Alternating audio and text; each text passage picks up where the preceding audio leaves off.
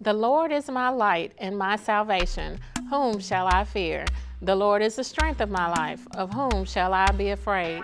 Even when my enemies and my foes came upon me to eat up my flesh, they stumbled and fell. Though a host should encamp against me, my heart shall not fear. Though war should rise up against me, in this will I be confident. One thing have I desired of the Lord, that will I seek after, that I may dwell in the house of the Lord all the days of my life, to behold the beauty of the Lord and to inquire in his temple. Hello and welcome again to We Hear You. On today's program, we have award-winning spoken word artist D Revolution. So stay tuned and be blessed.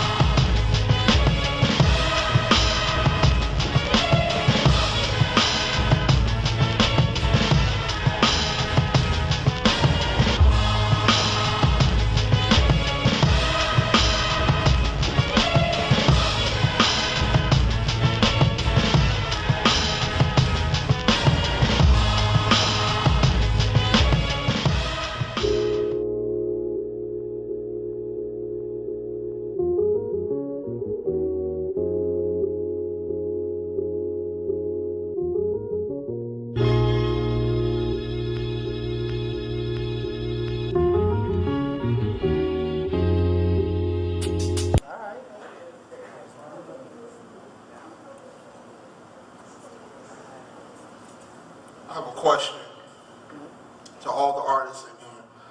To everybody. How many of you are write? Like literally write. You don't have to perform to be a writer, just write. We have several writers out here. Okay. How many of you write with a purpose? Okay. It seems like half the hands went down. All right. So this piece is called Writing with a Purpose. And this is a question I have to most of the stuff I hear on the radio. Why do you write? Do you write to reach the masses of the land, or do you write because you think you can? Artists, wake up. You have a great responsibility. Face your flaws. Let me hear your insecurities. Stop seeking the glory and write without purpose. You're not helping, but hurting us. Us as in we as in me, and every spectator sitting in the seat. So let's talk about what's really going on, like the New World Order. Let's sing a revolution song. Stop surrounding yourself with the same friends who pat you on the back, will never tell you what you wrote was whack. Welcome to the paradox. You're punching in the wrong clock, never growing or defining. Your thoughts need refining.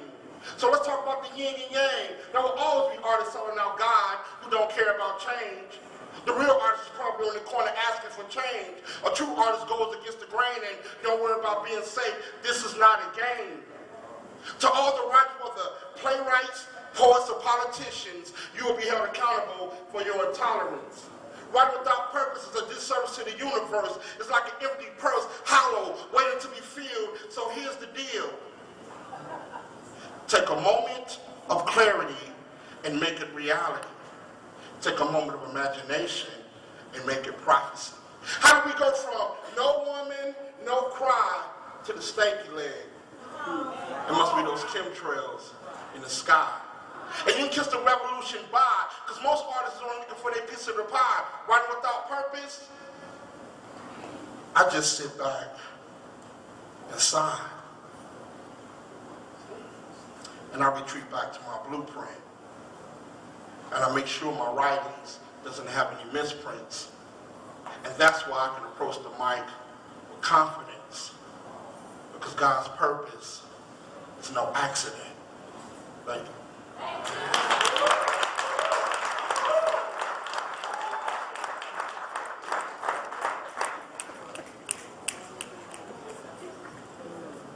Next piece I'm going to do is called Humility is a Must. And I had to write this piece because I had to learn to be humble. Well, put it this way, I was forced to be humble. How many of us out here have been forced to be humble? Well, and those who did not respond, your day is coming.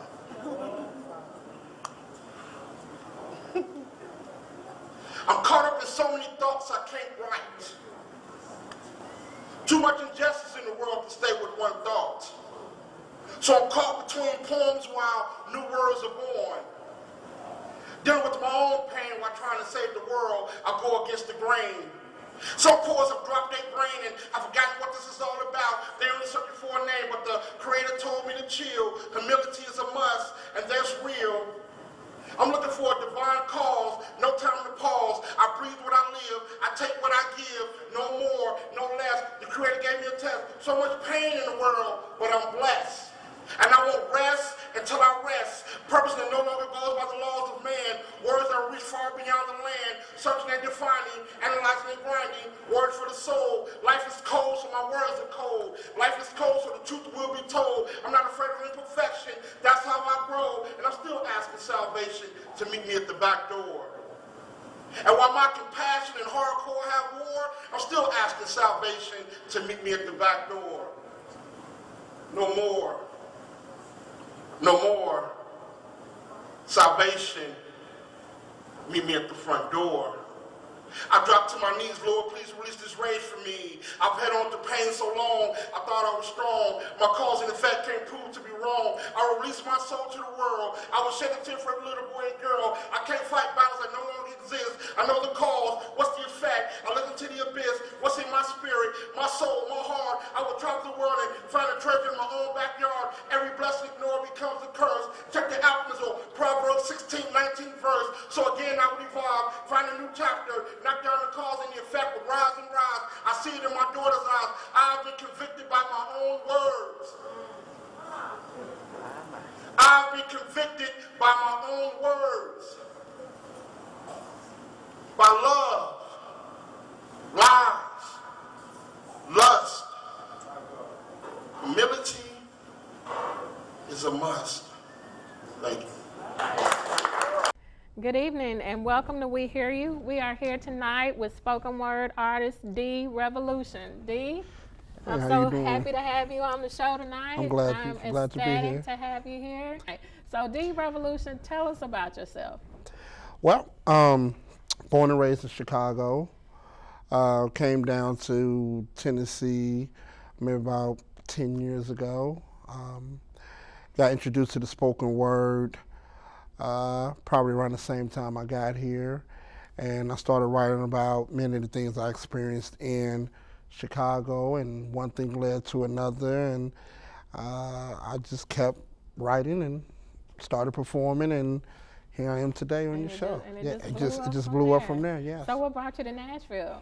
What brought you to DeVille? Well, I came to Nashville because my brother was living here, and with everything that was going on with me in Chicago, I initially came down here to visit. I just needed to get out of Chicago. My mother had just passed away, and I came down here to stay down here maybe a couple months, and then I started meeting new people, and then it occurred to me, nobody knows me here. I could start over, and I went home. I had to go home. I had a court date.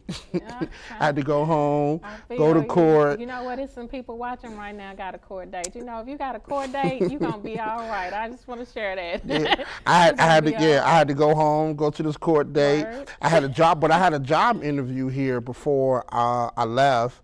Went home, went to court, got that taken care of, packed my stuff, came back, and I, met a lot of new people and been here ever since. It's one of the best moves I've ever made in my life. One of the best moves, you know, and I'm so glad you did. I mean, Yes. your work is truly a blessing, and I'm so glad you did. You know, you talked about how you came to Nashville to start over. You know, we want to let anybody watching today know that you can start over. You can have a fresh start at any time. It's simply a decision. Yeah. It's simply a choice.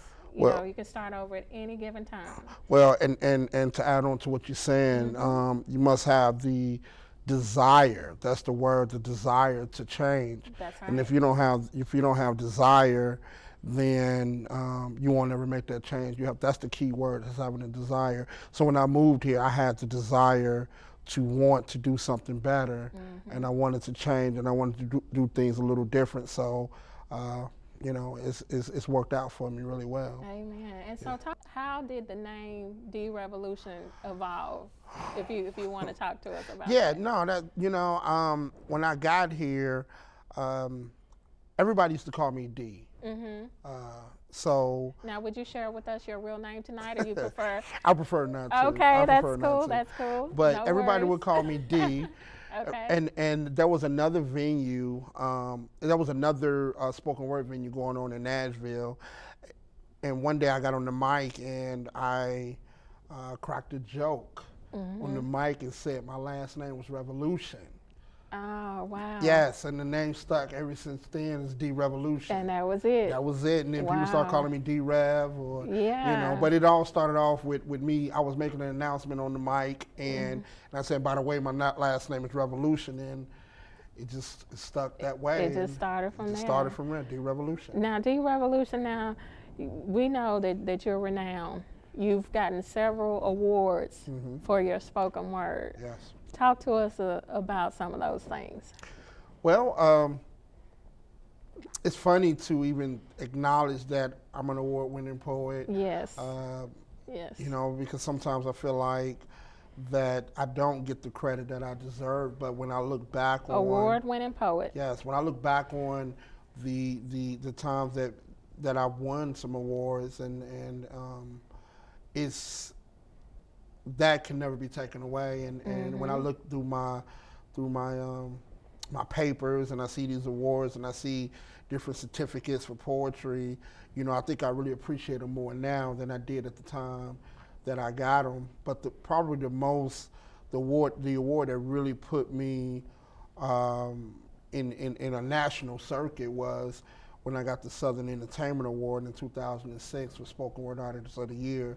That award is Southern Entertainment Award for Spoken Word Artist of the Year. Yes, and that's based on 11 states. And, 11 states. 11 states in the South. Wow. Southern 11 states. So, I was being acknowledged, in 11 different states, and people have voted for me in these different states. And that's when things really took a turn for what I'm trying to do and the things that I'm doing. So.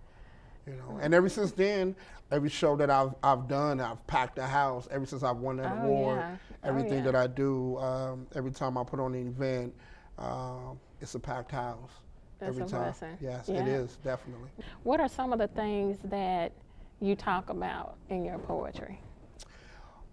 I talk about, I would say, to sum it up, it would be self-reflection. Many of the things that I talk about are things that I've been through in my life. The changes that I've gone through, just wanting to be a better man. I have an album a CD called One Chance to Be a Man, and basically the struggles of trying to balance life, balance mistakes, balance corrections, with redemption, with every self-preservation that I've seen in myself. And just not being one-dimensional as a man, just really understanding that a man's life can take you could take different chapters in your life. You don't have to live in one chapter. You know, I feel like I've lived several lives in one, just from everything that I've been through up until where I am now, and constantly making adjustments to change, and constantly making adjustments to be a better person, or constantly making adjustments to be more mature, and making better decisions and better choices. So most of my work really reflect on, I pretty much use myself as a tool to reach everyone else to say, well, you know, this is what I'm doing, but this is what I've been through. This is what has actually happened to me. And oddly, you know, when I tell these things about myself, people ask me, is that stuff real? Is it true? Yeah. Yes, it's very true. And the thing about it is, it's easy for me to talk about these things. And I didn't realize the things that I had been involved in, or the things that I had done, was so unusual to everybody else, until people say, well, that's different. I mean, you went through that? It was normal. And when I moved to Nashville, it wasn't really till I moved here, well, really when I released my first CD, One Chance to Be a Man, and people would listen to the CD and they would look at me differently. They would act differently. I have to say that I did feel like I got to know you better through your poetry. And not just your live performance, but from your website and your newsletter. Yes. You know, I mean, I really felt, if anything, all those things drew me in more to D Revolution, because I thought, this is a brother that is not afraid to share. Yes. And just be transparent. Yeah. And that's what people need. You know, all the time, people try to cover up their hurts. You know, I'm just gonna tell you, people try to cover up their hurts. You understand what I'm saying? With a suit coat, you see what I'm talking about? You know, and some boots or something. You know, and you know, they trying to put on stuff to cover up their pain and the anguish that they've been through in life. But you know, I like just the transparentness. You know, and that kind of that not only gives me, but it also gives people. You know, they say to themselves, well, if he can share that, then I can also be transparent and share and still be the same person. You know, it didn't diminish who you were at all. If anything, it added to who you were. Well, you know, when you go through so much, the last thing you care about is what people think. You know, you want to release some of this pain, and you want to release some of these things, and you want to put it out there to let someone know that what you've been through, and you're sitting here writing about it now. You know, it's just the purpose. You know, you got to have a purpose, and I think you know, bottling things up and not releasing, especially being an artist. The one thing that's very important as an artist is to reach people. You have to reach people, and so, you know, people want to see themselves in you. You know? And I think that's been a part of my success, is that people have been able to relate. Absolutely. That's what it's about, is being able to relate. They want to be able to relate, and even if they don't say it, I know that they get it. Oh, they get it. And, don't get me wrong, I've gotten some pretty nasty emails from I can't imagine from my that. blog. Who I'm gonna have to ask for on sending D Revolution some nasty emails. I'm gonna have to ask for somebody over there. But it's fine.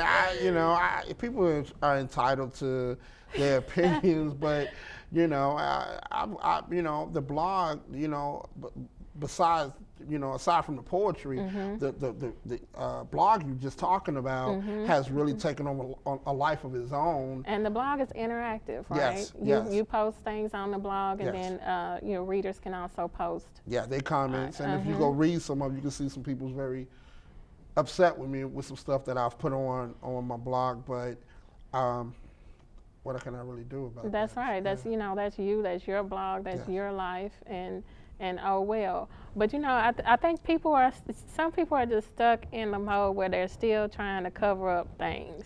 And folks, if you're stuck in that mode where you're trying to cover up things, it's not good for you. That's all I'm gonna say about that. It's not good for you. Find you a mode of communication, whether it be poetry, whether it be, you know, something, your pen pal, writing a letter to your pen, do something. You need to release that anger and get that out of you in a positive way. I think writing is the most honest thing that anybody can do. I think everybody's a writer. I mean, even if you're writing just your most inner thoughts, because when you write, most of the time, I would say 99% of the time, you're going to be honest when you actually sit there and you writing something down, and you may go back and read it a month later, and you be like, wow. Right, right. That was my frame of mind at the time, or wow, did I write that? Right. Yeah, you can look that's at where the honesty is if you sit down and write, just write your thoughts down. I try to teach my daughters that. Absolutely, absolutely. And some people call it journaling. I just call it writing.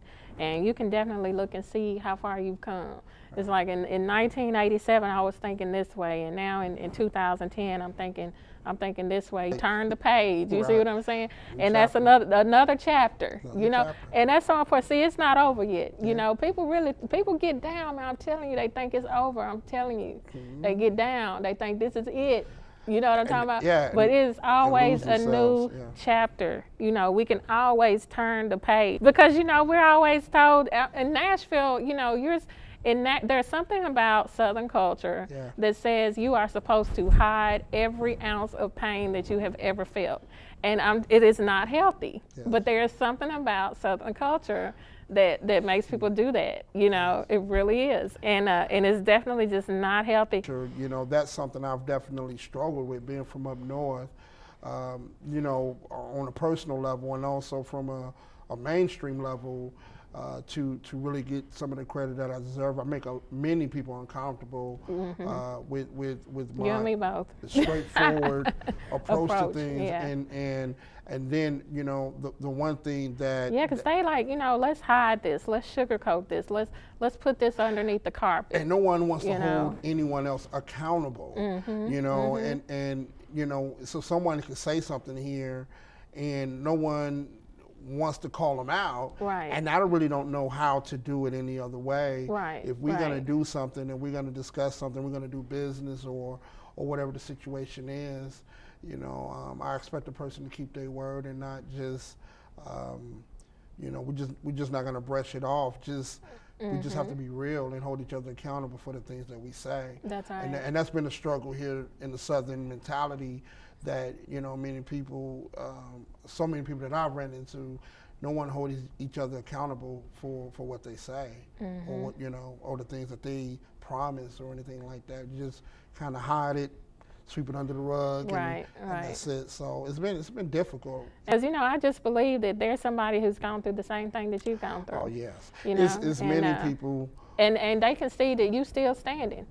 Still standing, still fighting, still struggling, but standing. I'm living a dream at the same time. Yeah. And the one important thing I want to say, you can't base a dream or success off money.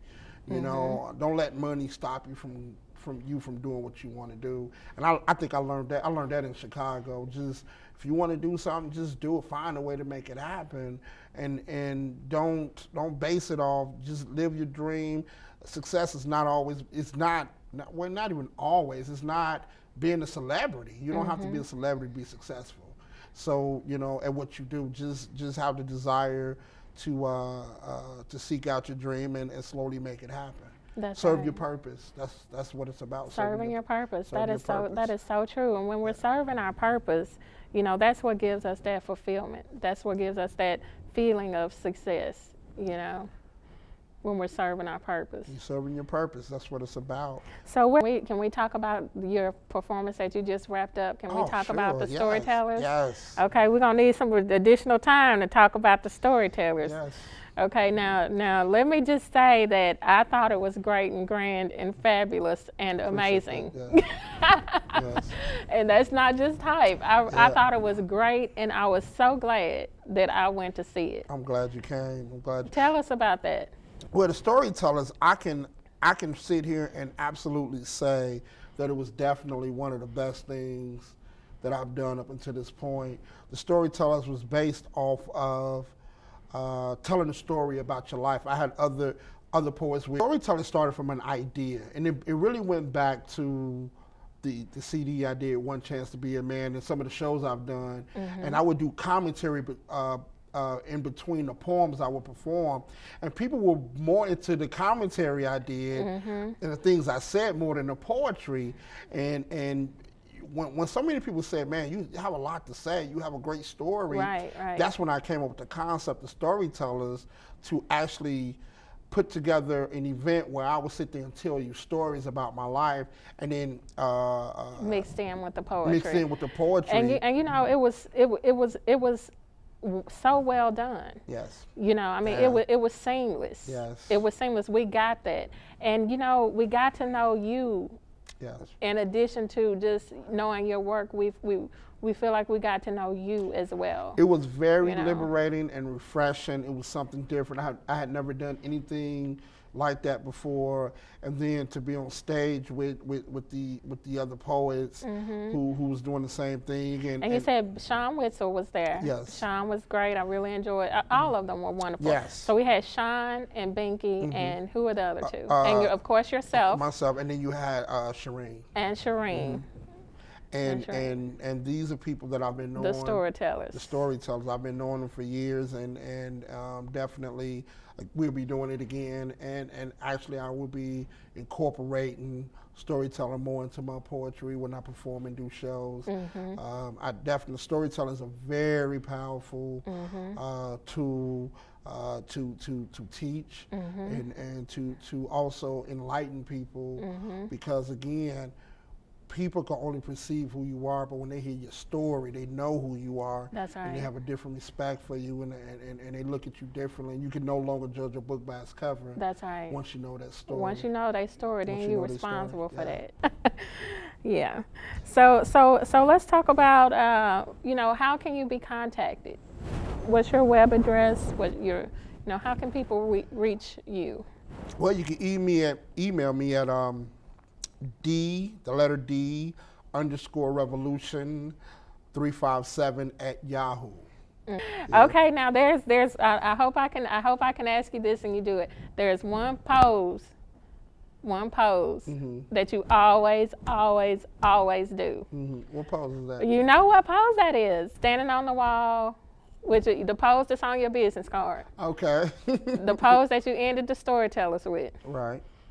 Okay. You want me to do that pose? Can I ask you to do that pose? That's the D-Revolution pose right there. That's it. Thank you so much for coming on the program. I appreciate it. Thank you. I just loved having you. It was such a pleasure. Please come back again. Oh, I will. Just invite me and I'll be here. Good night and God bless.